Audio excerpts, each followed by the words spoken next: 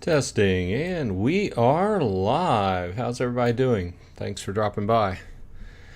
Bronze Dragon here to talk about some Splinterlands things. I feel like I say this every week. I think this whole last month or two, there's just been a lot going on as far as in-game. A lot of changes or some big changes that have resulted in some things they meant to happen and some things they didn't mean to happen. So we can go ahead and talk about that. We had a couple of nice pieces of information come out at the town hall as well. Paul Taylor's in the house. Welcome, Ike. Good afternoon, good morning, good evening, wherever you happen to be in this fine world. Thanks for dropping by to talk Splinterlands, and if we want to talk about other Hive-based games, we can do that as well. There's just a virtual buffet of things we can talk about as far as what's been going on in Splinterlands this week. So if anybody has a particular thing they want to talk about, go ahead and put it into chat and we'll discuss. But I think we'll start with what was going on at the town hall. There's going to be a couple big changes. If you watched my video, and most of the other YouTubers did a video about it as well. I think they look pretty good as far as the changes that they talked about at the town hall this week. Moving in the right direction. One of the big things that I liked that piqued my interest was the what do they call it? A chest that would is a gambling chest, right? So let's just be real. They're going to. A lot of people said that they are missing the daily chests and everything, and I'm one of those. I don't miss getting so many potions, but the randomality was a nice attractor, and people like that. But they're going to put that into the game, and it really piqued my interest when he started talking about having like old packs in there as a possibility. So obviously, for all you gamblers out there, that will be a new thing that's added. Supreme Victory Studios in the house. Welcome. Thanks for dropping by. Ike says, been picking up land for $15 each this week. Wow. I didn't know. I had not had my eye on land lately, but let's go over to Peak Monsters and look at the land. Yeah, it's going for less than $20, which is kind of surprising since originally it was, sold for $20. But, where we're at in the game, it doesn't readily surprise me. It's interesting, though, to see that. Czechzik, welcome. Thanks for dropping by. Gathering the Magic's in the house. Welcome. Good morning. Exciting new items coming to the Glint store soon. Yeah, I agree. I started off talking about the gambling chest, whatever you want to call it, but that kind of intrigued me. I do like the idea. Looking forward to the rarity specific draws coming out. Paul had posted the specifics on my last video in the chat, and that was interesting. In fact, I might go ahead and pull those up just to go over the details, because he had all the details. Somehow I missed those. I didn't know where he picked those up. So like I had said in my past videos, I will be looking to max out my summoners first, basically. So I am just basically looking for Paul's comment to bring that up. And no, I don't want to play the video. Okay, so Paul TRX says that let me just blow this up a little bit and then bring this over here. So this is where we're at here. He has the details on this. So what it looks like is that they will be added to the shop at a cost of 100 glint per common card, 500 glint per rare card, 5,000 per epic, and 25,000 per legendary. The price will increase every 400 common cards, 100 rare cards, 25 epic cards or 10 legendary cards purchased respectively within the same season.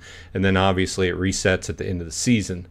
And then there's always a single card in the draws and a base 2% gold foil chance. Legendary potions will not be used for these openings. Okay, yeah, that would make sense. So you can use your gold foil potions on these. The draws will only have one card. And you know, like he says in his statement, they don't. The prices don't seem unreasonable, right? So, looks good to me. I think a lot of us have been looking forward to that. Let's jump back over here. We were on peak D. Okay, so that's some good information. Thanks, Paul TRX, for sending that in. Because for some reason I had missed that. I had heard them talk about it, but I didn't know the details. Ike says, yep, once I got all the titles, we'll be able to get cards. So he or she, Ike, is focusing on titles first. Gathering says those costs are the same as I thought, except the epics and legendary are twice what I expected. Well, you know, to be real, it's a careful line right there. You know, I don't think they really care about people maxing out commons and rares, but they've got to make it a little bit hard to max out your legendaries, right? So I don't know.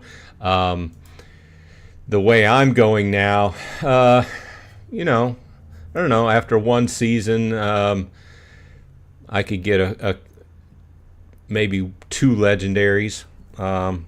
You know, but like I said, I will be focusing on maybe 3 legendaries, depending upon how I'm going here. But like I said, I'm focusing on rare first, and then I'm going to work up to epic and then legendaries. But I'm doing all right. Other than that, let's go back and look at land, because that was kind of interesting.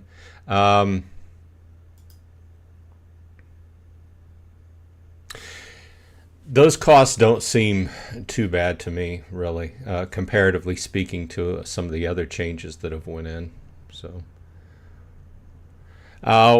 like I said, I'm going to focus on rares first. I want to max out my summoners. My summoners are pretty. I mean, I just started to cross over on some of them into level 7.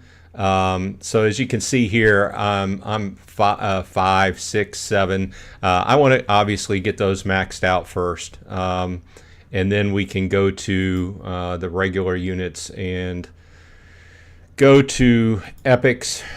You can see here where my epics sit. You know, level 3. Some of them I've been lucky on, but I need more cards and epics, and obviously everybody needs legendaries, right? So.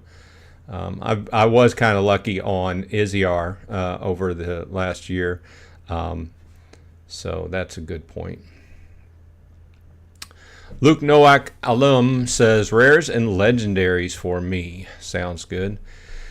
So let's check out. Let's go over here. I am preparing for summer in dCrops as well. I'm getting some summer crops ready to go. I've been participating in the 3-year anniversary event, and one good thing is I just was able to buy my bunny totem this morning, which sounds funny, but it gives you an increased percentage chance on 2- and 3-star crops off of your trees. So that's one nice thing. Let's see here. Gathering says, will they leave the old draws where you can get random rarities and possible multiple cards? He said something about that, and I'm not exactly sure. Maybe somebody can refresh my memory on that. I would expect one thing, that the glint shop not to stay the same. I would expect things to constantly be in flux, which is kind of what they wanted, right? They when they came out of the gates, they talked about the reward shop being in constant flux, adding new things, things cycling out. So I think that they possibly heard people that they didn't exactly like the way it was now. Not that there's anything wrong with it, but people would prefer other things. So I wouldn't be surprised if they cycled these type of draws out. I don't know. Maybe these are going to stay as the same base ones and have the others added on to them.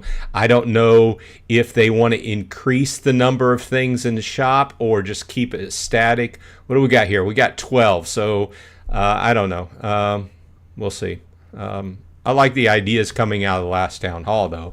I like that idea of having the, you know what I'll throw at you, the idea of having the card skins where you can change the stats on your cards. I really love that idea. Let's see here. KGM says, "What's up, everyone? Can't talk, work, and we'll just listen." Okay, drive safe. Don't be collecting any blue diamonds while you're driving around, KGM. Aki says, "I won that bunny totem in the raffle." I was hoping I was going to win one. I've been putting in for it on a daily basis, but you've been going a lot harder than I have. But I ended up being able to, get 18 golden tickets, and I ended up buying it. Gathering says, "Working on a video for a new game mode, which brings back chests and encourages owned cards. Excited to share it with everyone. Battle rooms." Interesting. I'll look forward to hearing about that. One thing about Gathering is, I'm not, we've kind of known each other across the internet for a while, but you've come up with a lot of good ideas. You're very good at spitballing things and coming up with good ideas. I like that. But I will elaborate on one thing that you said, and I think a lot of people have voiced this. Bringing back where the game values that you own cards, in other words. Okay, I think we lost some of that. We've went to a system where I don't have anything against renting cards and renting SPS, right?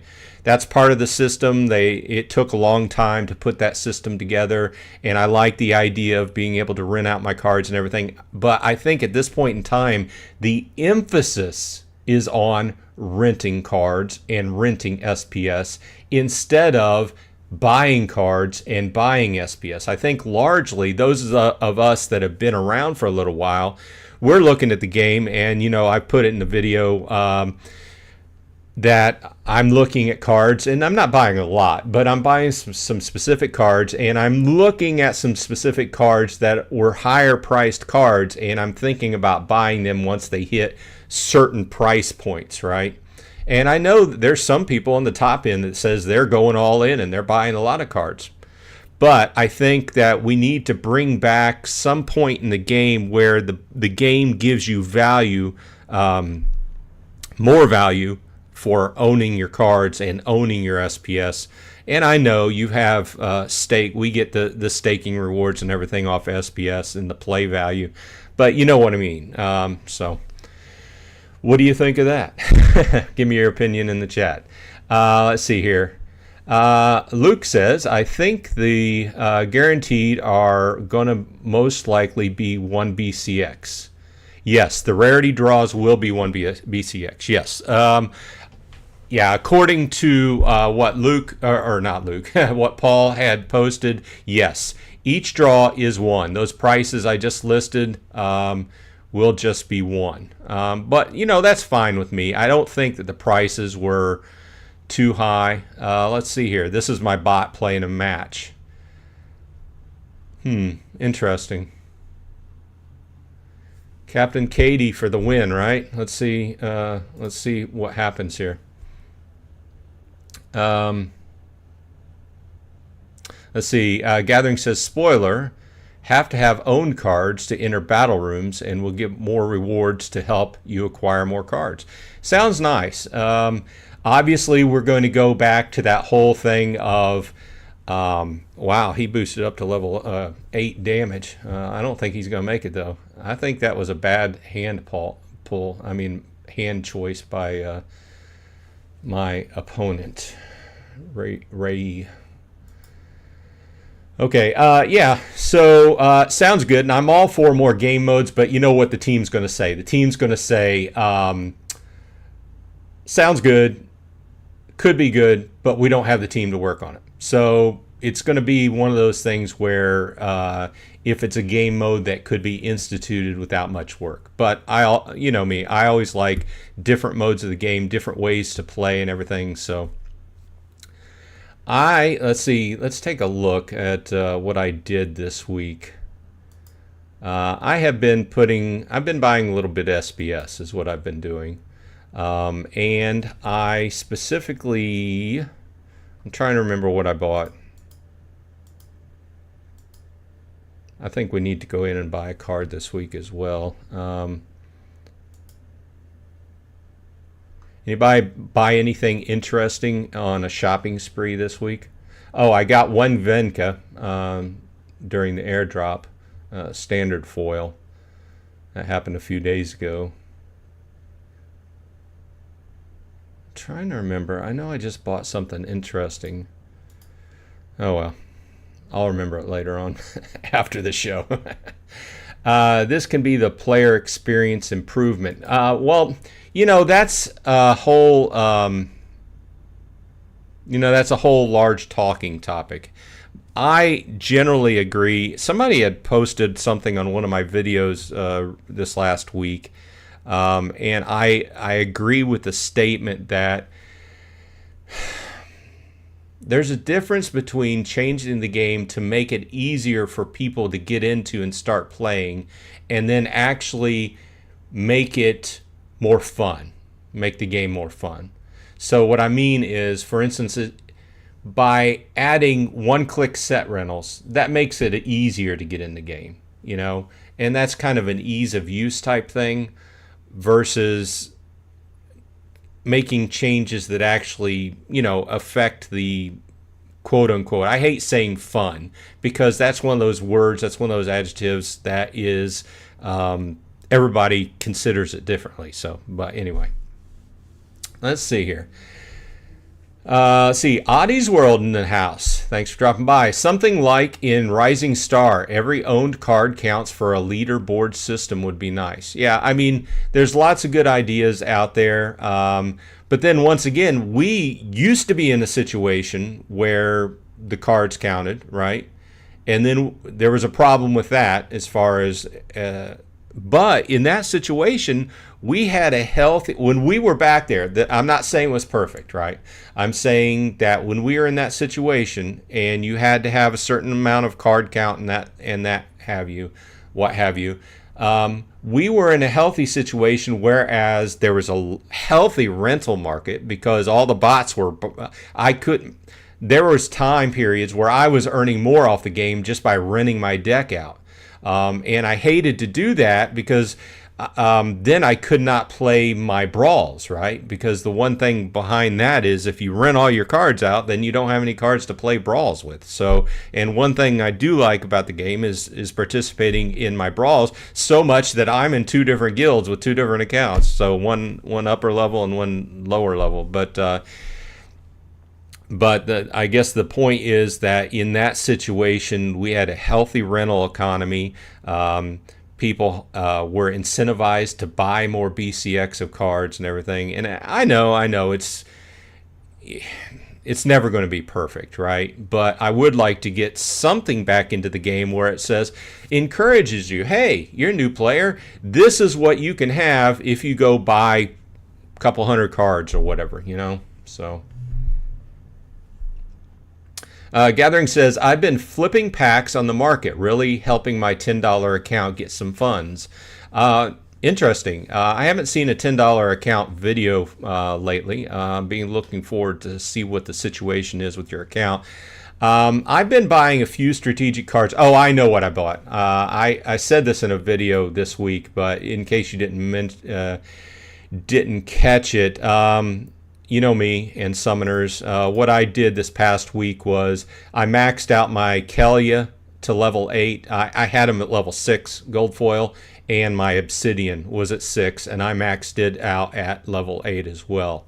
And I don't know if I'm going to do the others, because these are probably my 2 most used standard quote-unquote summoners, whereas let's go back to regular foil. I think my account uses Quicks a lot, uses Lily a fair amount, and you know what my account's been doing a lot lately is using Helios Matriarch, which was interesting because it was one of the first summoners I got to level 7. Maybe it's using this one because it's a higher level, possibly the bot is picking at. But the Kelia and the Obsidian on gold foil, I went to level 8. And I'm thinking about doing the others because I consider that a pretty good deal. One of the viewpoints I've always had, it's just I've been limited by money, is that if you're going to get a bonus for gold foils, right, in every battle, the one thing you always use is a summoner. So why not spend on gold foil summoners? Because you know that either you or the bot is going to use a summoner every time, so you stand a good percentage chance of getting that bonus for gold foils. Anyway, that's my reason for buying gold foil summoners. But let's see here. The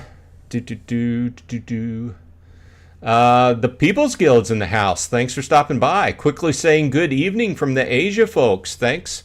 I do understand that it is challenging with the time differences, but I do appreciate you dropping by. Bolts 85's in the house. Good morning. People's Guild says ownership should be held in higher regard when compared to renting, not looking at CP. I'd love to see a percentage of a collection contribute to our shares. I agree. Like I said, going back, I think whatever the answer is, and I'm not pretending I have the answer, I would just feel better if me having spent a lot of money on cards means more than what it does now. I guess that's the best way to put it. We were there, and then we got away from there because we were trying to solve it. It seems like it's always the bot problem, but I know I'm going to start a fire here. But back in the day when there was big bot farms, I know they were siphoning off of the infrastructure and the money and everything. But we had a healthy rental market. We had a lot of flowing, and I know it was the bull market and everything, but yeah, I don't know. I think there can be a fine line there. I just hope we don't get to the point where bots in all are banned, even in wild. So, but we'll see. Take that as it comes, cross that bridge as we get to it. Luke says, one thing I noticed with new accounts, they get 100 staked SPS delegated for a month. Yes, that was one of the things that that he had talked about. I guess it was the town hall, maybe 2 town halls ago. I think they started like last month sometime. So if you come in, new player, that's good too. But I'll tell you from a player standpoint, if I went into a game and then the first thing is I would have to get into the game as a new player, and I would have to like to play the game, right? That's the first thing. That's the first hurdle. I have to come in, and then I think it's a challenge, and I'm thinking about the bridge between Web 2 and Web 3, because I've said this a number of times. The key, I think, to wide adoption is bridging between Web 2 and Web 3 by getting Web 2 people onto Web 3 games, right? And to encourage that, you need to get them in the game. And I do agree with Matt, and he said in the town hall that people just got to understand you've got to spend money in this game. I understand that, but to get them in, I think there should be an easier way. And one of the sticking points, and the reason I'm talking about this, is as soon as I get in the game, if you're telling me, oh, you need to stake SPS. Oh, yeah? Well, do I just go out buy it? Well, you can buy it or you can rent it. Wait, I can rent SPS is a token, which is essentially money, and I'm renting somebody else's money. It's just a difficult conversation like that. So I think that's a whole problem. But once again, it goes back to the whole encouraging the actual ownership of SPS versus renting it. My 2 cents. So let's see here. Gathering says, check out the price of gold foil chaos legendary summoners. I agree. That's why I've been buying them. Let's go to card market, go to gold foil, go to summoners, and check them out. Yeah, I did Kelia just because I think of the standard summoners, it's the most popular. But you're looking at, I'm trying to find one BCX. We've got, there we go, $3.74 for a BCX. And if you buy multiple, you can get it down to, I mean, look at this. If you buy a max level, you can get it for $2.99 per BCX. So, and I'll do you one better, because I had a person ask me this the other day.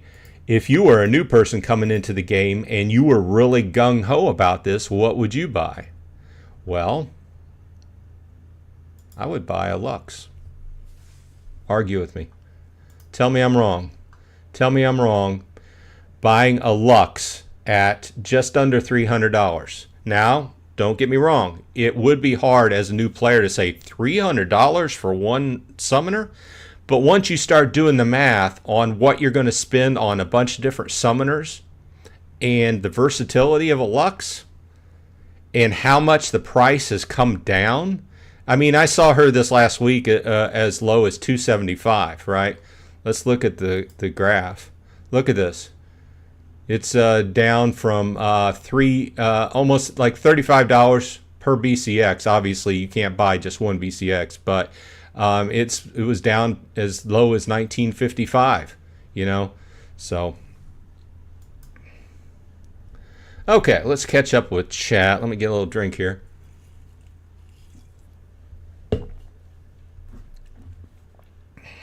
I've been playing a new game which is not Web3 related. It's called Atlas Earth, and it's a real estate collection game where you earn real money.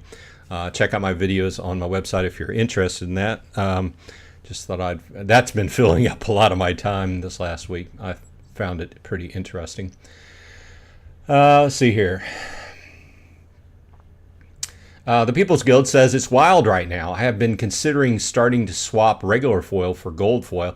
Well, you know, I got into the habit over the years of never checking gold foil because I was like, you know, during the bull run, I'm like, I can just not afford that, you know. So, in fact, I was in a situation where a lot of times if I got a gold foil in a pack or something like that, I would sell it to make room and buy more regular foils, right? But as I started going along, I learned quickly that you need to check, if you're looking at a card, check the gold foil, because sometimes due to the BCX differences, you can get a better deal on a gold foil than you can on a standard foil. And that's just the marketing, right? So, see here. The People's Guild says the gold foil bonus is ridiculous. It's always been a good thing to have if you have gold foils, right? It's just up until the latest time period where people have been, let's be real, people are selling off, right?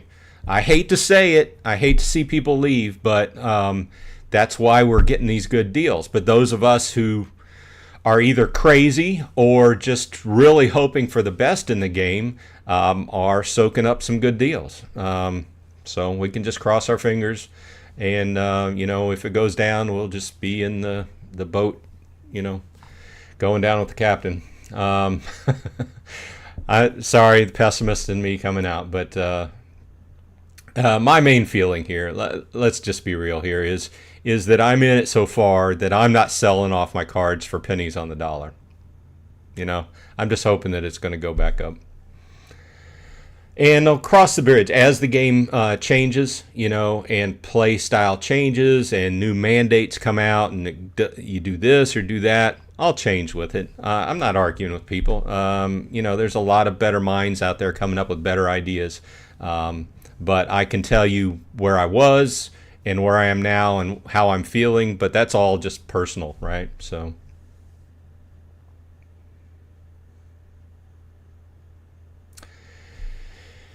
Gathering says $50 for a gold foil lily is very tempting. Yes. Don't need bots if we have a PvE mode. That is the main focus of the game. PvE equals no bots. Yeah, and I agree. I like that style mode in a game, but once again, Matt's already said that they don't really have the team to work on that kind of mode. So not that it's a bad idea, and I would probably love that kind of mode. You know, kind of a la Splinter Forge style. You know what I mean? You know what I mean, Vern? The People's Guild says, Bronze Dragon, thank you again for posting your very genuine perspective the other day, man. You nailed it. Posted earlier and you missed it. Want to make sure you hear. Sorry, sometimes I get off on a tangent. Thank you. I appreciate all the good comments. Yeah, I was just laying it out there. I had kind of put that video off for a while because I wanted to see where everything went. And I just had to, answer, there's several people ask me about it, so I put it out there. And it's gotten a lot of views and a lot of comments. So I knew it was either going to be one, I knew there was going to be a mixture of statement. I'm surprised that I heard more good, positive things like people agreeing with me versus the fire. But I think a lot of people that, I don't know, I'm not going to say anything further, but thanks. Let's see here. The People's Guild also says, I really want to see a full and free ghost card deck, excluding promos and R cards, made available for players. No owned cards equals no earnings. I agree with that, and that's kind of what I alluded to in the whole new player experience, getting people into the game, being able to play, obviously not drawing anything off the game as far as financial goes. So we know how that goes, right? But we need to be able to get people into the game, show people what the game offers, and then get them to, I sound like a drug dealer, right? Give them the first sample for free, right? So I do agree with that. Gathering says, I don't think SPS should be rented, only bought, just my belief. I thought the whole SPS rental thing was kind of odd. I didn't disagree with it because it encouraged some of the people on the top end to buy tons of SPS just to rent it out. But I always thought it was weird renting other people's money. I mean, we do it in daily society. It's called various different investments, but you know what I mean. I think we should encourage the buying of the SPS.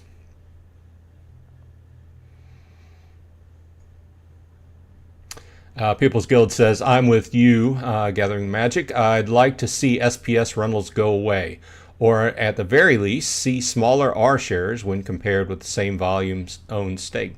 That's an interesting idea. Give better shares, R shares, to people who actually own versus rent. Bolts85 is why I asked Yaba, Matt, if the rental market plays is important role in Splinterlands.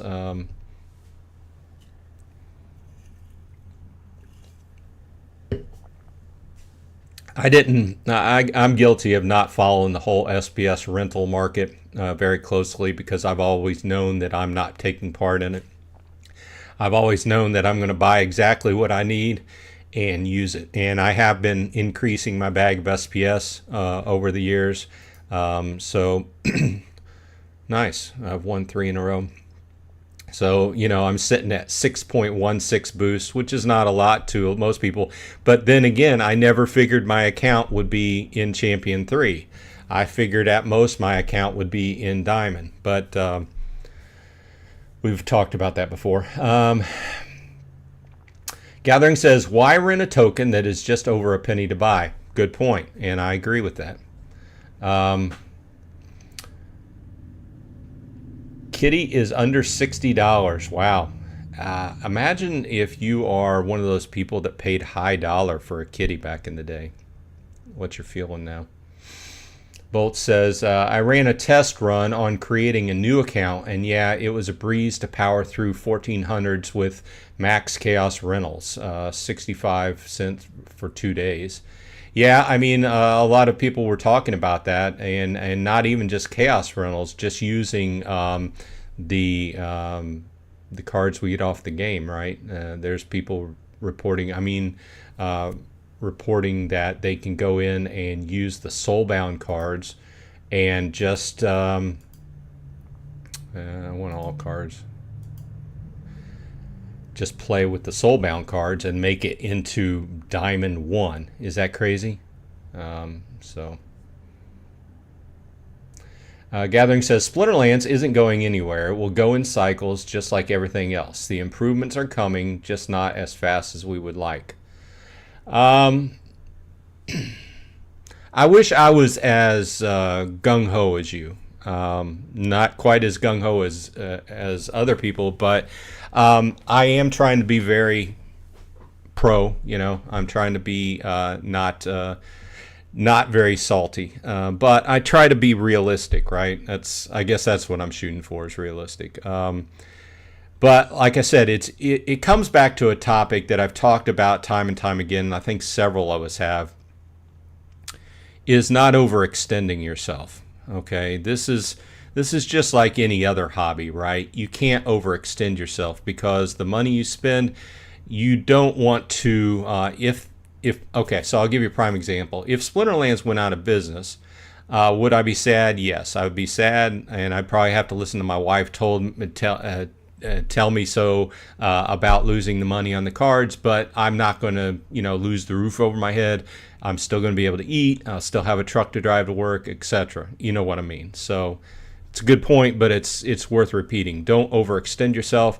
Just as, it's the same thing as going to a casino and spending too much money. It's an addiction. You just have to keep it in and use a plan that is financially works for you. So at the end of the day, I like this other point that I think maybe Gathering made it, or somebody else. I was watching a video. I like the point that this is not just an investment. It is like a hobby. It is something you do for fun, right? It's recreation. So a certain percentage of what you're paying into the game is for recreation, right? So something to do with your time. So you're not always going to get 100% of what you put in the game back. Obviously, we hope that our what we classify as investments will appreciate, and we can resell at some point and make a little profit. But some part of that is going to be assigned to your recreation budget, right? So, good point, though. Bolt says, SPS doesn't have enough volume, means not attracting day traders. Question should be, how can we save this project because we are running blind? I hate to get in that discussion because I don't have any big ideas. I do like the idea of getting on a big trading platform like we've been talking about, and it has proven successful on other games who have done that. So that's why I always vote for it, right?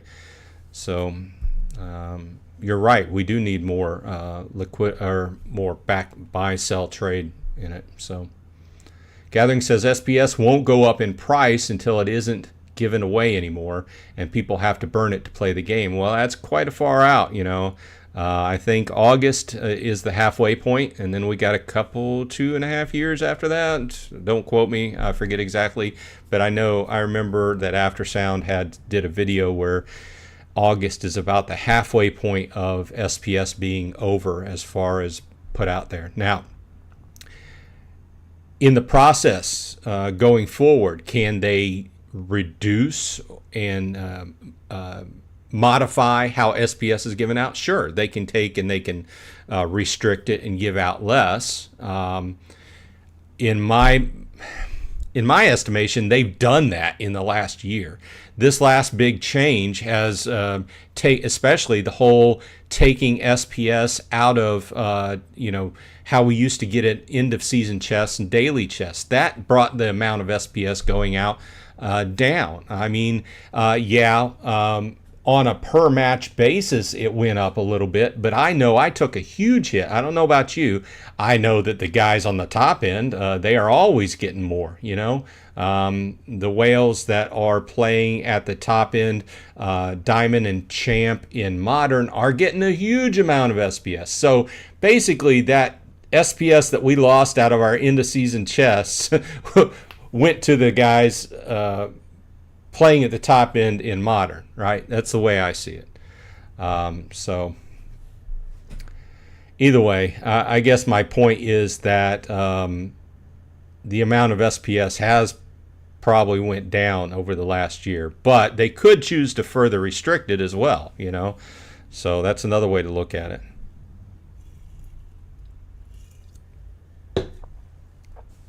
Let's see here.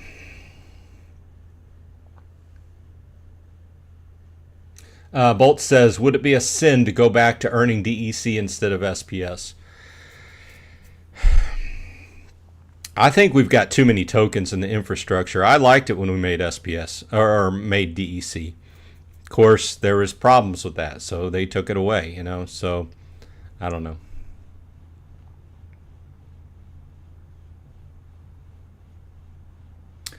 Earn Glint, Gathering says. Luke says, without rentals, I wouldn't play the game unless it was in a better state. The rental game isn't as easy as people think to optimize earnings.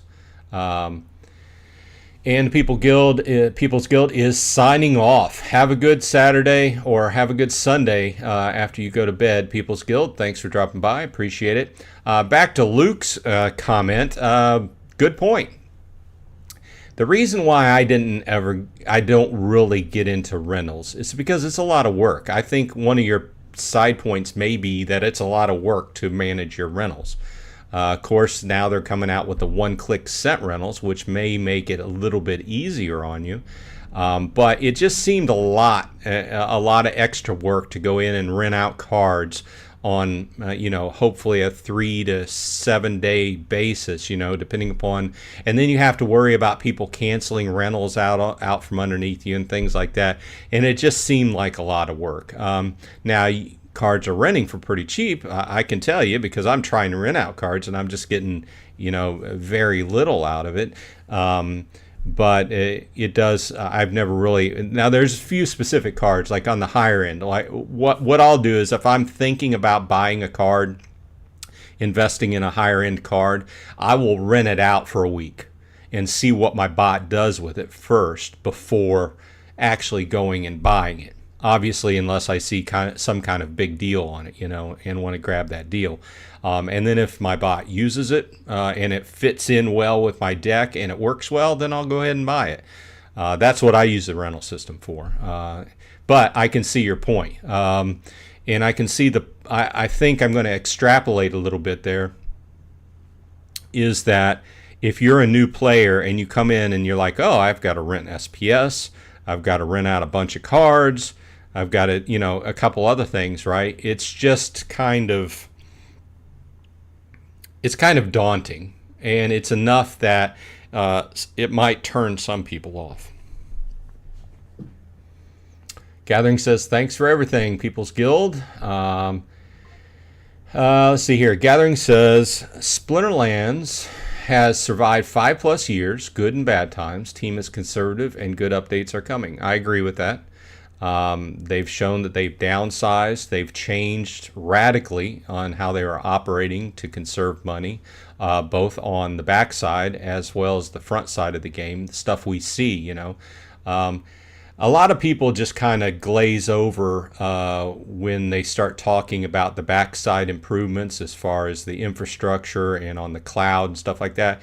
And that's big, especially I'm in IT, and working in the cloud and having servers on the cloud and using things in the cloud is very expensive. So I could see exactly when, months ago when they started talking about restricting, how much they were using on the cloud. I could see where that would save the company a ton of money. And a lot of this comes down to just being very efficient with using your resources as far as compute goes. I know it's boring talk for people that don't get into that, but it does. People were concerned about or concentrating on the front side, seeing people laid off and everything. And I agree, that was an important topic too. But I was looking at the back side as far as the improvements and saving on the infrastructure they're actually using. So,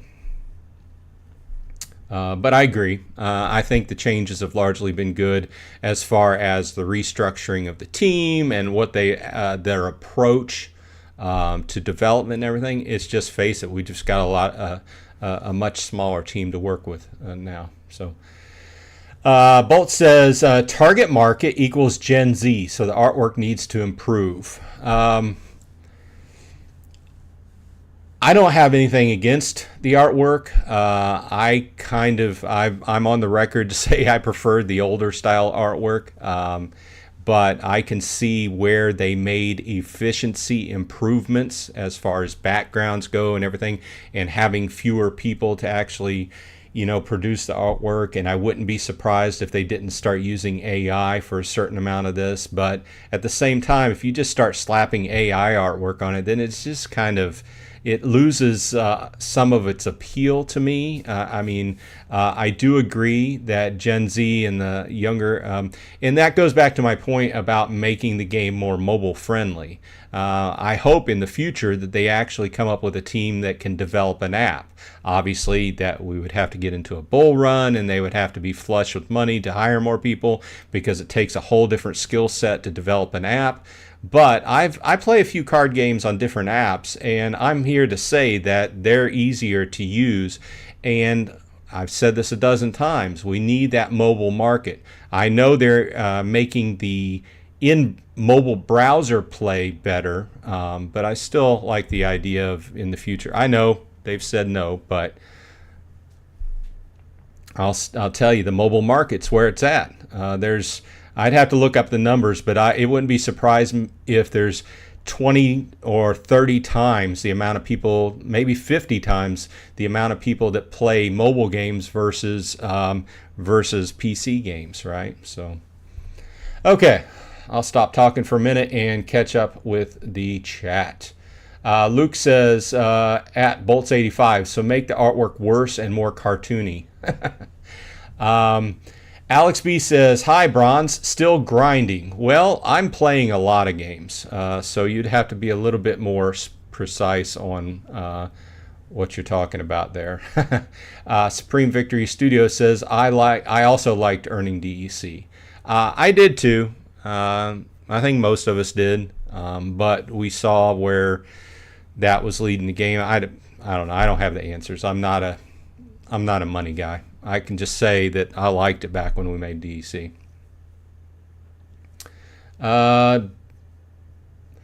Bolt says, I don't know, but Clash Royale is banking. Alex B says, bot has one click to rent your deck. It's easy, been that way for years.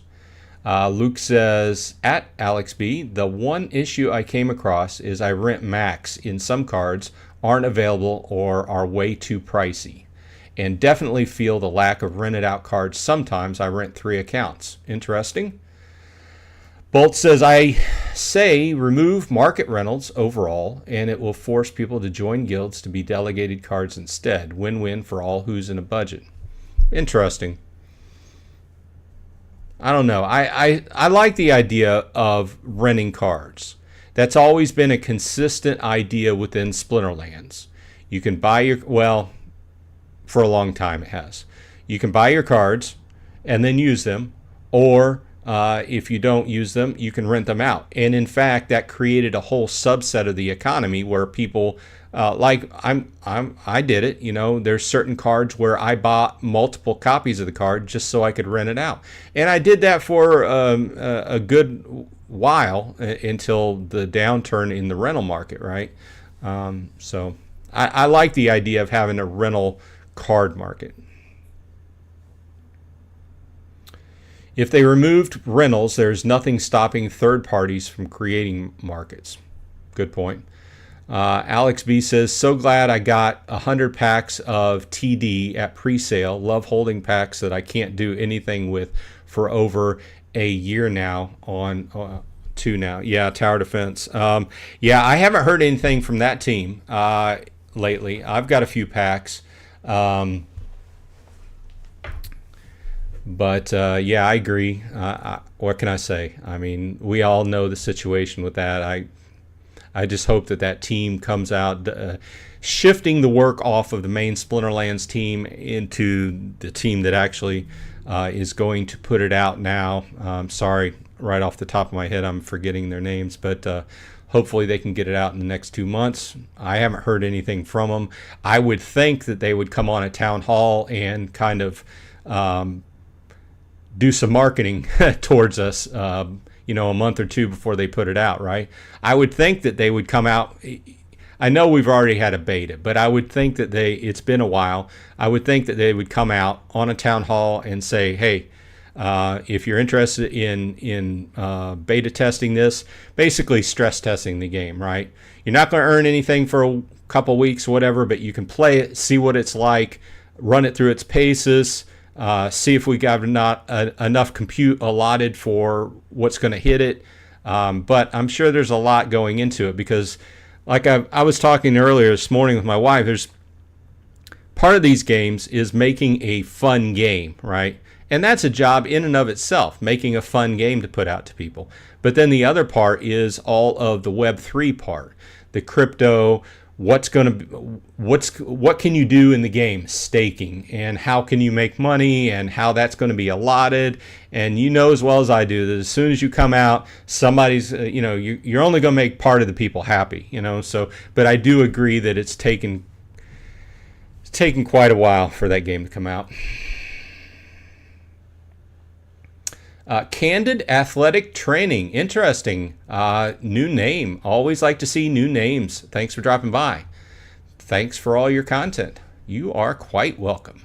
Bolt says, okay, let's keep the rental market. Luke says, yeah, the company needs the rental money and all the money they get their hands on. Bolt says, the town hall was sort of dull, neutral, I'd say. There hasn't been a really exciting town hall lately, but I did, compared to the last two, I would say I like this town hall better because they had some interesting ideas and some interesting things that are getting ready to happen. And I think overall, to me, the one big thing that came out of the town hall, the idea that I had was that, hey, it sounds like the team is actually listening. To the people, you know. So we can argue about that, but there's a few things that sound like that they were listening to people and what everybody's been talking about and came up with the change, you know. So does it solve everything? No, but at least it's moving in the right direction, I would consider. So Gathering says tower defense packs get you SPS if you hold in the game. Correct. They still do, as far as I know. I think you had done the math, and it's like 13 packs equals an SPS a day or something like that. I have like 25 packs. Let's see here.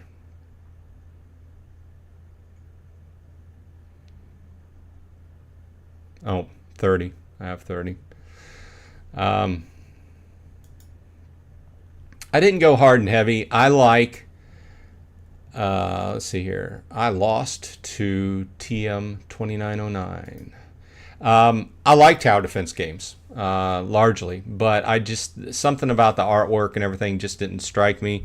And I'm at a point where I had to decide, you know, we've talked about this a number of times. There's so many different things that you can do with your money that people are shifting. Some people might be selling cards and buying something else. I don't know. Some people might be selling cards and land and just getting out.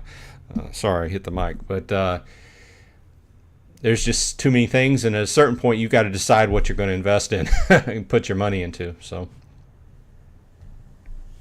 Luke says tower defense packs make some good SPS too. Yeah, what we're talking about. Win moon carts. I haven't looked at moon carts in a few weeks.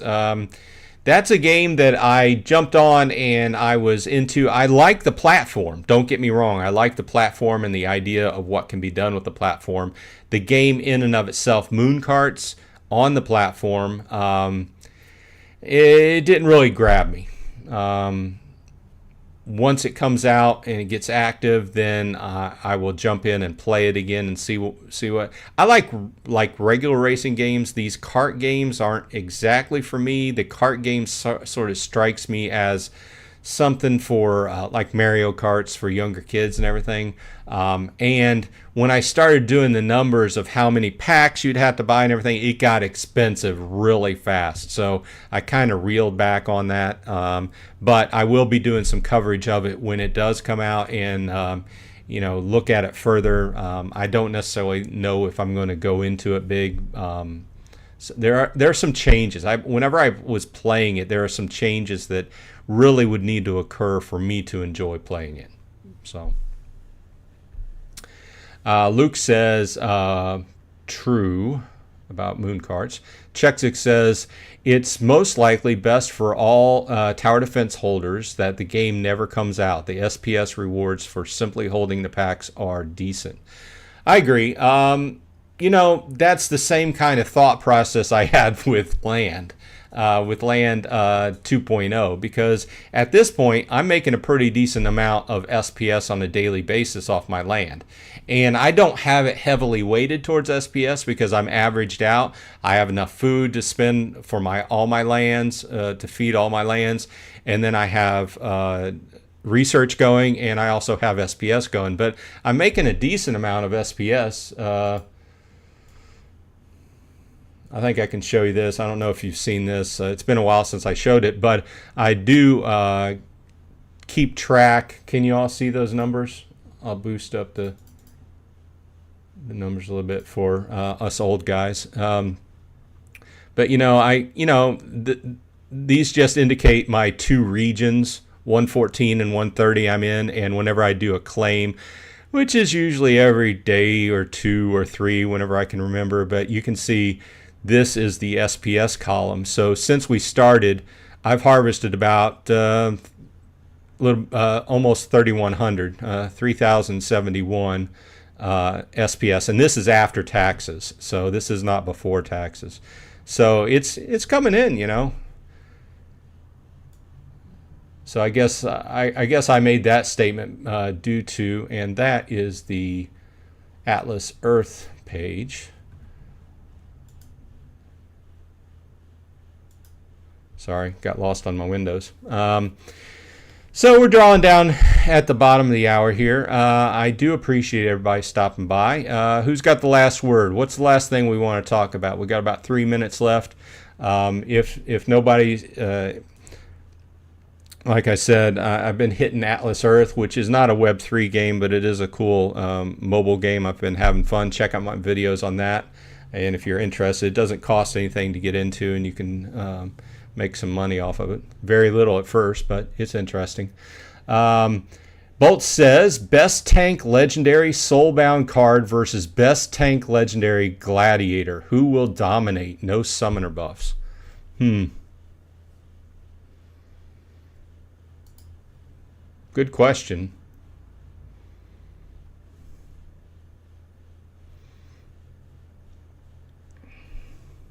Golem Overlord update. I think the main thing I want to mention here is our guild is almost to bunker level 8. We have enough part.